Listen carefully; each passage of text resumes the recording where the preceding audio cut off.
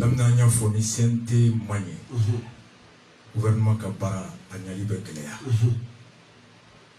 Gouvernement kabara nyali manya gelera. Gelea beke fasudun ka baloka. Mo kime ani mugo ani kili. Odi bako. John Dona donjugo nyumana. Mugo mi dona donjugo nyumana. Iba bisi ko betani ngani nyumai kada bara nyumake aho. Parce que ni donjugo don. Kulu de besi aka gele jama ka je kafri. Jama be je ka mugo minta. Iba sort dalu chama be bara minab na tablala. Jama ye o dalu chama nye atiko. Takumbe yala. Takumbala. Iba sort bara ita klenia miko. Jama yo klenia. O tamashen chama ya tigida. Ni o mgo chara kulu kono. Ibi sigina ye. O kulu ka bara anafa be chaya. Na ni mgo tacha.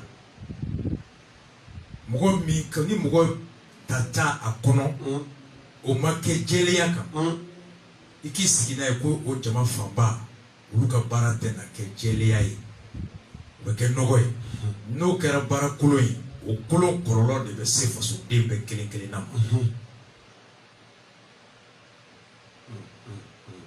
a riski de woroy no te mugo ba kono munu do mugo bawdo bara mi do adoniya bula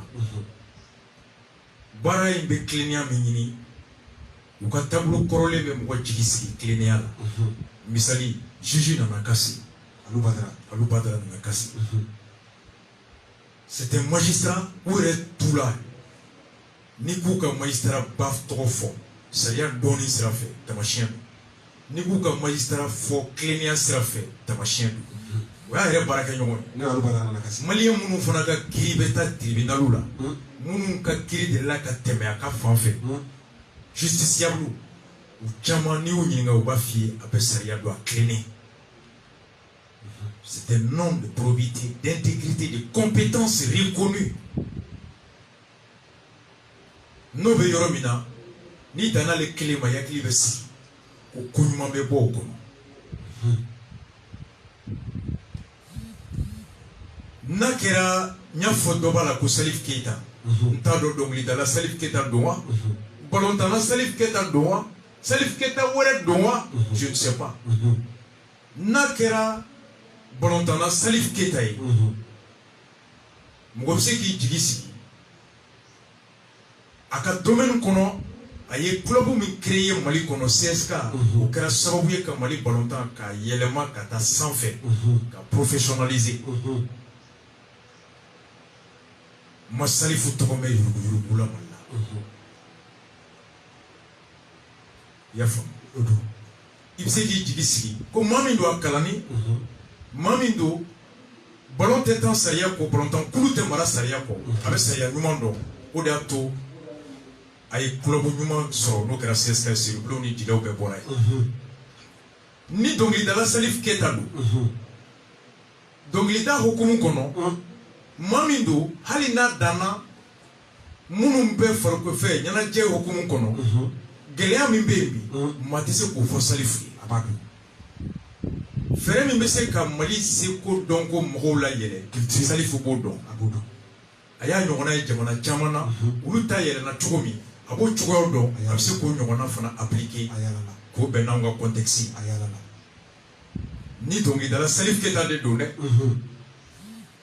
wa mugodo itega fo ko geleya baka ko ni war dira ma ba mne ki dadu frendo ka ala ya son ay war ma fa ikom Salif Keita balontana itega fo war ko la fe ma Salif Keita ka kome janfani faso janfa ani hali janyonya kono mame ma fa makene de mame wa faso hine kote Salif la itse ko fo itega fo ay mun fo ma jenaye ay mun fo wati dola et accord d'Alger ko la ya macaroni fon ma ko beba do français de be fen ko fe on mo jena o wati ngaka boni daluye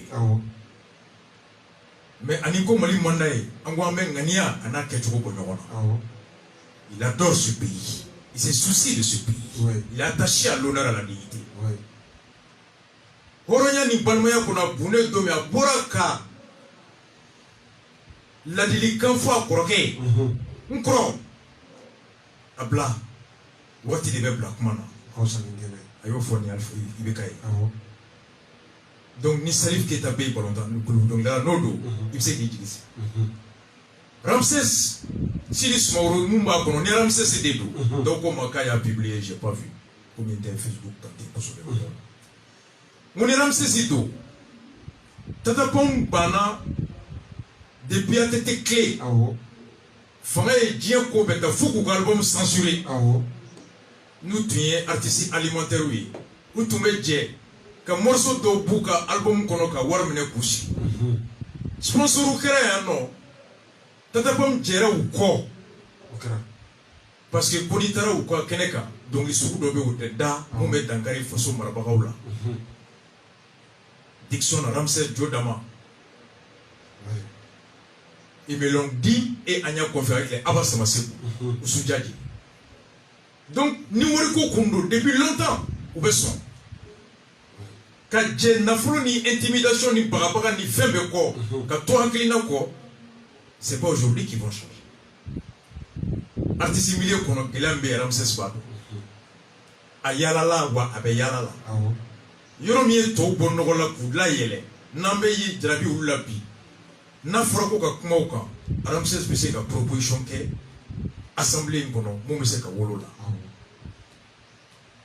ne mo fla ça va défier ta follow men na kase to baba no vérifier Salif Keita ndaro no do mi dala Ramsès ndaro no maintenant que nous ne te mo se ba ya conseil des ministres là les ministres pe ko ka fini ni président ka jele ou des décrets votité o votité conseil des ministres là président fana votité présidentiel là mais assemblée votée ni mourake min ta chogo nyana bara mi nubna ta kel ni o donia be mourake mina bara mi nubna ta ke o ta cleaner mi go no cleaner be mourake mina nulu manchandu na kera to krotay mugo munun ta chogo mai bara in donia te mununa wolma munun tara dalu minga ni dana ani kumaka minga no kumaka ba to luye utre utaba ga join utse ka butala lu connaît ça monogi qui va na bossa fa ya uteka korota ni na ubuteka korota utu no lu mo ga chani mo kleno nye jama famba mana loi mi ta o de beta la minorité pourrait quoi fut-elle compétente fut-elle intègre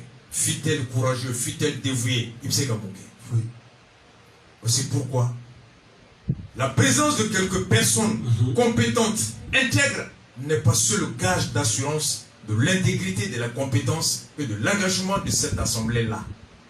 Parce que moi, je suis moi ni clé. Moi, je suis dans le jambora yoromina. Atiri tara chukudi. Atarane minda lui. Mukmakan. Muleju tarai. John tarane ka kuluka danae. John est où là bureau qu'on a connu son ega sondro voilà. Voilà, il y a millions flabi bolo 4 bolo. Avec donné bureau qu'on avec do et le fort commission de santé là. Avec do commission d'éducation là. Avec do commission de défense là. Au tiki be marché quand le caramo entrepreneur do boulot. Marché de benaka armée tout. Non tiki nada be au business ga e ba do kulu me echi. E ba do muyeta. O de ta de rogo fanga bala. Quand nada da ele ne e sona uma. E se ki ba au boulot. O no mo ake ka chala ka kisi akono. Ou bien moi reka kendi alu to sebene utado donc ou beta saria minta hani na nakase klena te se ki ba ma ani Ramsès klena te se ki ba ani Salif Keita klena no odedo te se ku ba alors à quoi ça sert la présence d'une minorité compétente intègre dans une assemblée dominée par une majorité alimentaire vaurien médiocre incompétent malhonnête et indigne ou assemblée de boulot